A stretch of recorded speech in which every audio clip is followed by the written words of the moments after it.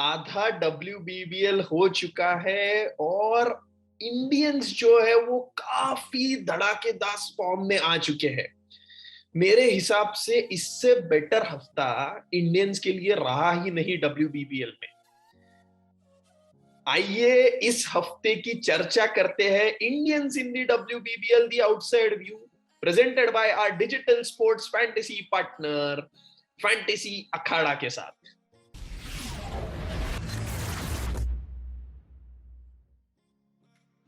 पहली प्लेयर की अगर मैं बात करूं तो मेरे हिसाब से मुझे वो गाने के साथ शुरुआत करनी पड़ेगी। हैरी थॉर है मेरे हिसाब से जेमिमा, और ये मैं गाने का डिपार्टमेंट जेमिमा और हरलीन के लिए छोड़ देता हूँ। मेरे बस की बात नहीं है, लेकिन अगर आप हरमनप्रीत कौर का अगर परफॉर्मेंस देखोगे तो वो काफी ऐसा ही रहा है। हरमनप्रीत कौर जो एक थॉर वाले जो परफॉर्मेंस में हम जो बात करते हैं ना, वो हमें इस हफ्ते पक्का दिखाई दिया। उनका जो ग्राफ है वो ऐसे शुरू हुआ था, अब ऐसे चल रहा है। मुझे नहीं पता कि कितने ऊपर जाने वाला है, लेकिन जितना ऊपर जाएगा उतना मेलबर्न रेनेगेट्स और बाद में भारत के लिए काफी अच्छा है। यही तो हैरी हम कब से चाह रहे थे और अब फाइनली हमें मिल चुकी है। पिछला मैच अगर देखा जाए तो 73 रन नाबाद स्ट्राइकर्स के अगेंस्ट और 2 विकेट। उसके पहले सिक्सर्स के अगेंस्ट 43 रन्स, उसके पहले 1 विकेट। ये हफ्ते में हरमनप्रीत कौर और रेनेगेट्स ने खेले 3 मैच, तीनों मैच जीते और हरमनप्रीत कौर ने तीनों मैच में धड़ाकेबाज परफॉर्मेंस किया। मेरे लिए पिछले हफ्ते भी वो प्लेयर ऑफ द वीक थी, इस हफ्ते भी प्लेयर ऑफ द वीक थी। क्या आपने फैंटेसी अखाड़ा पे हरमनप्रीत कौर टीम में चुना था या नहीं? अगर आपने चुना था तो आपका तो व्यारे न्यारे हो गए, क्योंकि आपने जीते होंगे काफी सारे पॉइंट्स। हरमनप्रीत कौर से ये परफॉर्मेंस और एक्सपेक्ट किया जाएगा ही जाएगा, क्योंकि जितना बड़ा प्लेयर उतने ज्यादा एक्सपेक्टेशंस तो होने ही है। मेलबर्न रेनेगेट्स की बात करें और डायनामाइट जेमिमा रॉड्रिक्स की बात नहीं करे तो मेरे हिसाब से चलेगा नहीं। जिस हिसाब से वो 100 में थी, फॉर्म में, इंडियन टीम में वापसी की, मैं हर हफ्ते यही बोलता हूँ। लेकिन इंडियन टीम से वापसी करने के बाद वो आई मेलबर्न रेनेगेट्स में। उनका जो परफॉर्मेंस है ना वो ऊपर नीचे ऊपर नीचे ऊपर नीचे हो रहा है, लेकिन एक बात कंसिस्टेंट है, हर हफ्ते में एक धड़ाकेबाज परफॉर्मेंस देना ही देना है। और इस बार तो थी वो अगेंस्ट उनकी ही रॉन्ग सिस्टर पार्टनर स्मृति मानधना की। और जब रॉड्रिक्स मानधना के अगेंस्ट होती है और वो अच्छा परफॉर्मेंस ना करे, ये कैसे हो सकता है? 75 रन की नाबाद पारी खेली।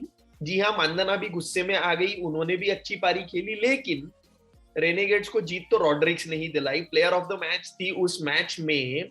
और उसके बाद में सिक्सर्स और स्ट्राइकर्स के लिए जब हरमनप्रीत खेली तो रॉड्रिक्स ने 25 और 27 रन बनाए और बोले कि हाँ हैरी दी, आप खेल लो और आप मजे कर लो। इस हफ्ते तो पूरा इंडियंस का धड़ाकेबाज खेली ही चली है। जेमिमा रॉड्रिक्स भी उतने ही फॉर्म में थी जितने फॉर्म में हम सब लोग उनसे एक्सपेक्ट करते हैं। एक player of the match, 175 not out, 125 127, काफी बेहतरीन परफॉर्मेंस है।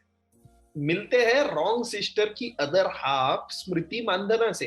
यार इनसे एक्सपेक्टेशंस कुछ ज्यादा ही हो जाते हैं, क्योंकि ये इतनी कंसिस्टेंट रह चुकी है कि इनसे एक्सपेक्टेशंस होना तो लाजमी है। लेकिन पहले 2 हफ्ते 3 मैचेस खेले, ज्यादा कुछ परफॉर्म कर नहीं पाई। इस हफ्ते 4 मैचेस खेले तो अच्छा परफॉर्म किया नहीं, यही तो देखते हैं।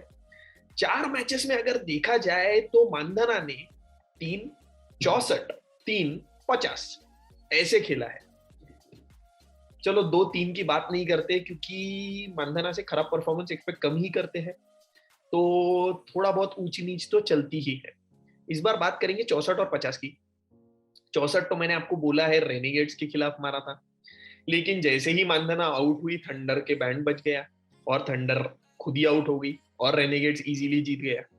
और पिछले मैच में मानधना ने रन अ बॉल 50 बनाया और हरिकेन्स के अगेंस्ट थंडर फाइनली जीता। जी हाँ, थंडर है डिफेंडिंग चैंपियंस, लेकिन इस हफ्ते के पहले वो एक भी मैच नहीं जीत पाया। लेकिन फाइनली जो आखिरी 2 मैचेस थे उसमें पहली हरिकेन्स के अगेंस्ट, पहले स्टार्स के अगेंस्ट और बाद में हरिकेन्स के अगेंस्ट, थंडर फाइनली जीत दर्ज कर पाया है। क्या थंडर इस बार सेमीफाइनल में जाएगा? मेरे हिसाब से स्मृति मानधना के ऊपर बहुत ज्यादा डिपेंडेंसी होगी।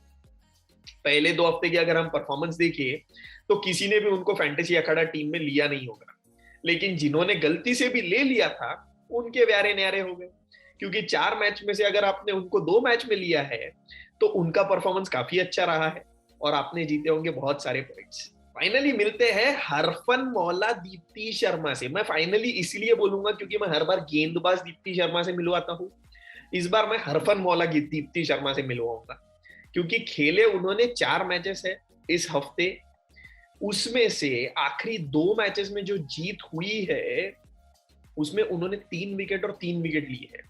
लास्ट मैच में 13 रन देकर, उसके पहले 25 रन देकर 20 और 16 भी बनाए हैं, उसके पहले 23 नाबाद, उसके पहले 44 नाबाद, दोनों में 1-1 विकेट्स। तो इसी हफ्ते अगर देखा जाए तो 8 विकेट के आसपास और करीबन करीब 90 से 100 रन बना लिए दीप्ति शर्मा ने, और एक मैच में तो ताबड़तोड़ खेला है कि ऐसा बता दिया कि अगर मुझे आप पहले भेजते तो शायद हम वो रेनेगेड्स वाला भी मैच जीत जाते। थंडर ने वो तो नहीं किया, लेकिन फाइनली दीप्ति शर्मा हरफन मौला फॉर्म में दिखाई दी, जो कि मेरे हिसाब से सबसे अच्छी बात है।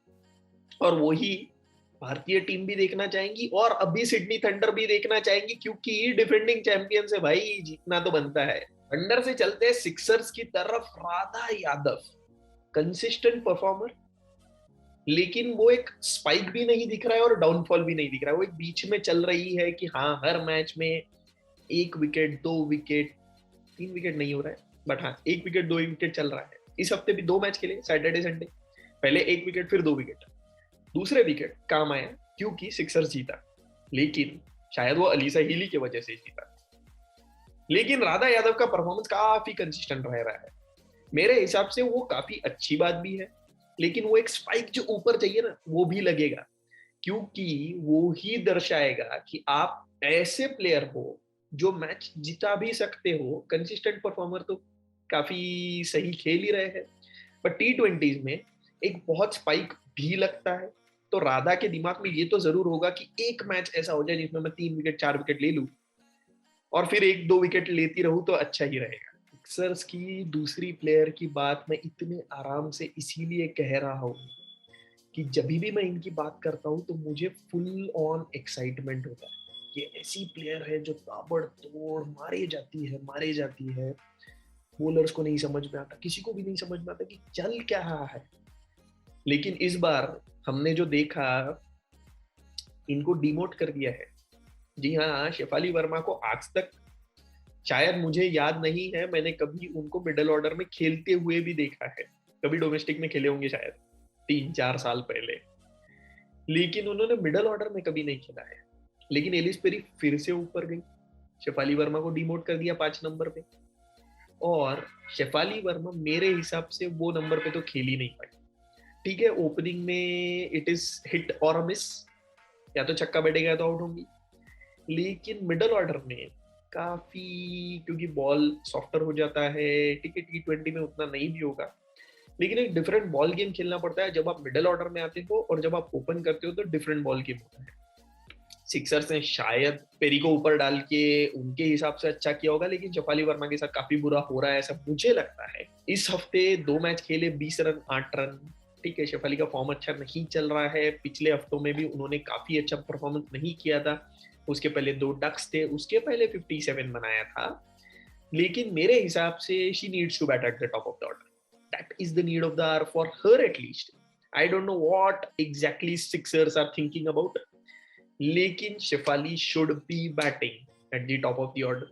बाकी आप देख लो यार, ब्रिस्बेन हीट एक ऐसी टीम है ना, मतलब आपके पास कोई सुपरस्टार्स नहीं है, फिर भी आप लगातार जीत जीत जीत।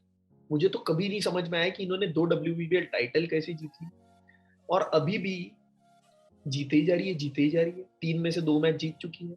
लेकिन बात करते हैं हम पूनम यादव के बारे में। 3 मैचेस खेली इस हफ्ते, कोई विकेट नहीं मिला।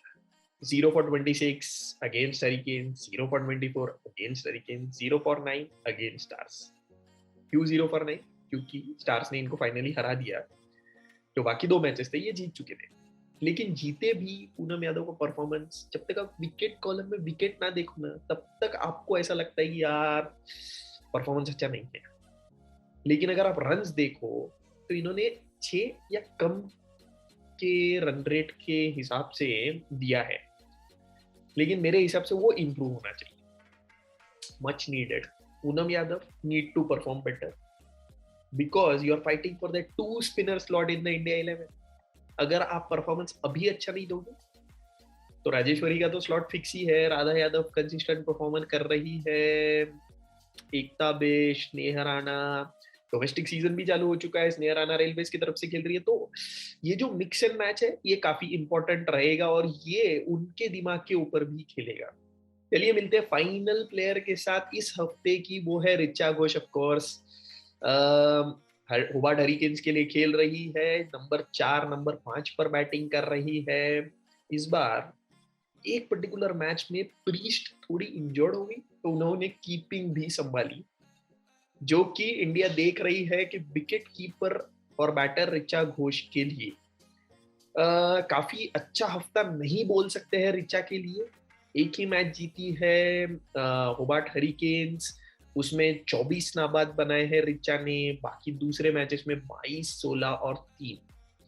तो मेरे हिसाब से रिचा को एक कंसिस्टेंसी लाने की जरूरत है। ठीक है, ताबड़तोड़ आप खेल रहे हो, अच्छा खेल रहे हो, गैप्स निकाल रहे हो, हिट्स है आपके पास, सब कुछ है, लेकिन एक कंसिस्टेंसी आ जाए ना, क्योंकि बैटर से लोग कंसिस्टेंसी एक्सपेक्ट करते हैं, और जितना आप कंसिस्टेंट हो जाओगे उतना वो जो विकेट कीपिंग वाली जो पोजीशन है ना, वो फिर आप फिक्स कर लोगे।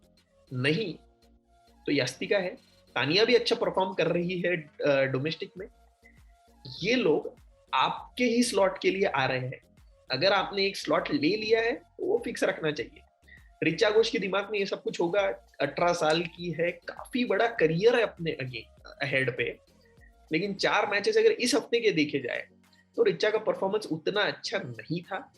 इस हफ्ते की मेरी player of the week, of course there is no doubt about this, Harmanpreet Kaur has to be the player of the week. अगर आपने उनको फैंटेसी अखाड़ा टीम में लिया होगा तो आपको काफी पॉइंट्स मिले होंगे, और मैं यही आपको कहूंगा कि हरमनप्रीत कौर को रिटेन कीजिए अगले हफ्ते भी in your fantasy Akhara team, because I feel वो तो अच्छा करेगी। जिस हिसाब से वो मारे जा रही है, थोड़े वीडियो हाइलाइट्स तो आपने देख ही लेने चाहिए cricket.com.au के यूट्यूब चैनल पर, क्योंकि आपको पता चलेगा कि हरमनप्रीत कौर कौन से फॉर्म में है। वो काफी जरूरी होगा। इस हफ्ते के Indians in the WBBL powered by our digital sports fantasy partner Fantasy Akhada से मैं यश लाहौटी आपसे विदाई लेता हूं, लेकिन अगले हफ्ते फिर से मिलेंगे वीक 4 के रिव्यू के साथ। Till then bye.